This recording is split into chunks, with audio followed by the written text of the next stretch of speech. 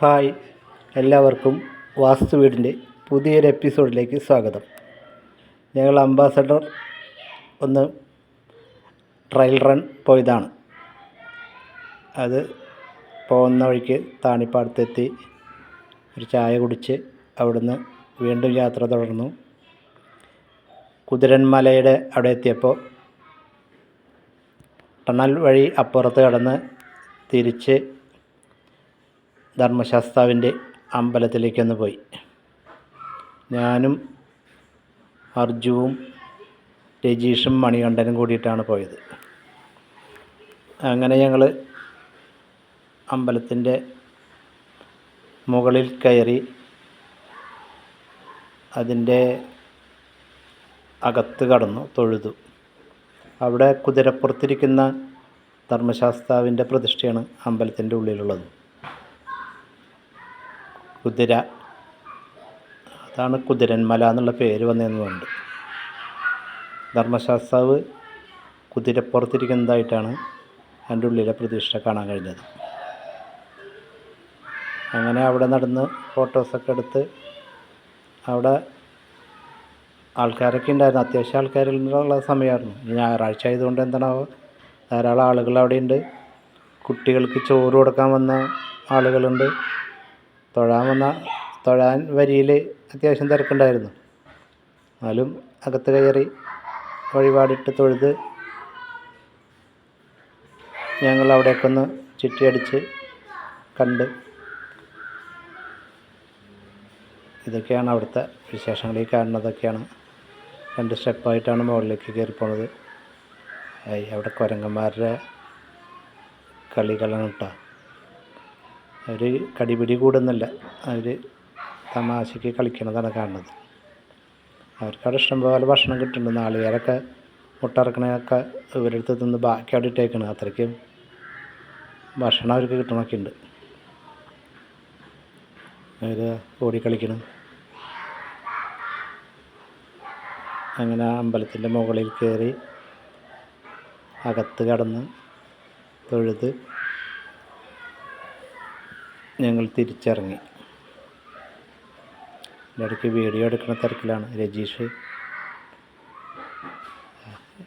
എൻ്റെ വീഡിയോ എടുക്കുന്നുണ്ട്.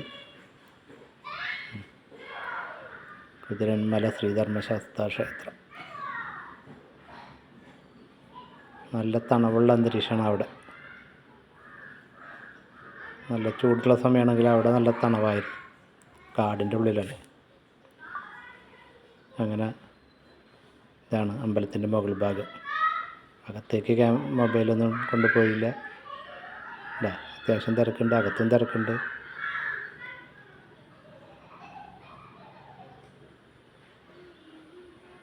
ഞങ്ങൾ തിരിച്ചിറങ്ങി ഞങ്ങൾ അംബാസഡറും കൊണ്ട് മംഗളം ഡാം വരെ പോകാനുള്ള പരിപാടിയാണ്. അങ്ങനെ ഇറങ്ങി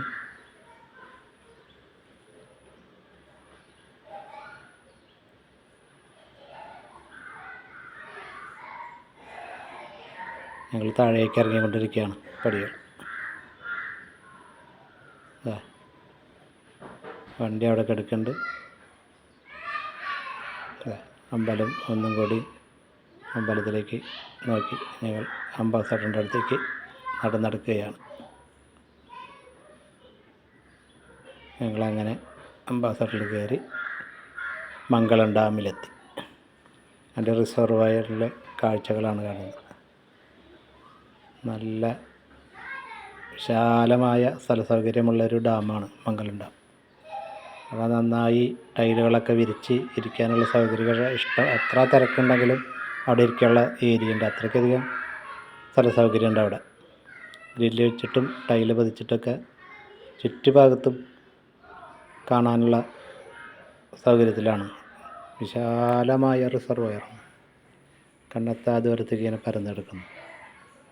അതിങ്ങനെ ചുറ്റി ഒരു ചുറ്റി വന്നിട്ട് നമ്മൾ വന്ന സ്ഥലത്തേക്ക് തന്നെ എത്താൻ പറ്റും. അങ്ങനത്തെ ഒരു സംവിധാനം അവിടെ. ഇരിപ്പിടങ്ങളൊക്കെ ഉണ്ടാക്കി വെച്ചിട്ടുണ്ട്. ആൾക്കാർ കുറവാണ്. ഉച്ചയ്ക്ക് ശേഷം ഞങ്ങൾ മടങ്ങുന്ന സമയത്ത് ഫാമിലികളൊക്കെ വരുന്നുണ്ട് അവിടേക്ക്. ചെറിയ ഡാമാണ്, പക്ഷേ ഏരിയ കണ്ടമാനം നമുക്ക് ഇരിക്കാനുള്ള സൗകര്യങ്ങളൊക്കെ ഇഷ്ടം പോലെയുണ്ട്.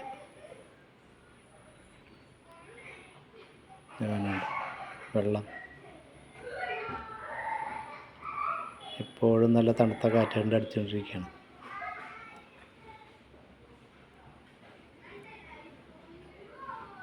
അങ്ങനെ ഞങ്ങൾ ഡാമിൻ്റെ അടുത്ത്, ഡാം എന്ന് പറയാൻ ചെറിയൊരു ഡാമുള്ളൊരു കാണുന്നതാണ് ഡാം. അത്രയ്ക്ക് തന്നെയല്ല, 3 ഷട്ടർ. ഇവിടെ മുകളിൽ കയറിയിരിക്കാനുള്ള സൗകര്യങ്ങളൊക്കെ ഉണ്ട്. വ്യൂ പോയിൻറ്റുകളൊക്കെ ഉണ്ടാക്കി വെച്ചിട്ടുണ്ട്. ഇതാണ് ഡാമിൽ നിന്ന് വെള്ളം ചാടുന്ന, താഴത്തേക്ക് വെള്ളം ചാടുന്ന സ്ഥലം. ഇതാണ് ഡാം.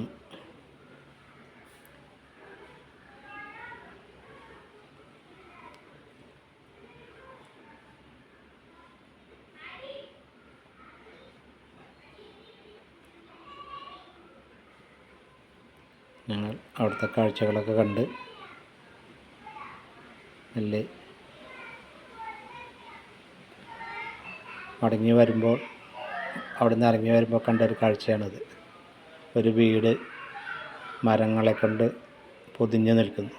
വീടിൻ്റെ മേൽക്കൂരയൊക്കെ പോയി മരങ്ങളുടെ വേരുകളും വള്ളിപ്പടർപ്പുകളൊക്കെ ആയിട്ട് ചെമ്മരകളങ്ങനെ പിടിച്ച് നിൽക്കുകയാണ്.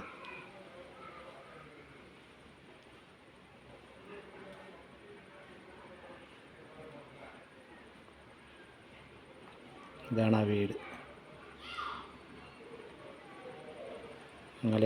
അങ്ങനെ ഞങ്ങൾ മംഗലം ഡാമിലെ കാഴ്ചകളൊക്കെ കണ്ട് തിരികെ ഒരു 6 മണിയോടുകൂടി പെരുവല്ലൂരിലെ വീട്ടിൽ തിരിച്ചെത്തി.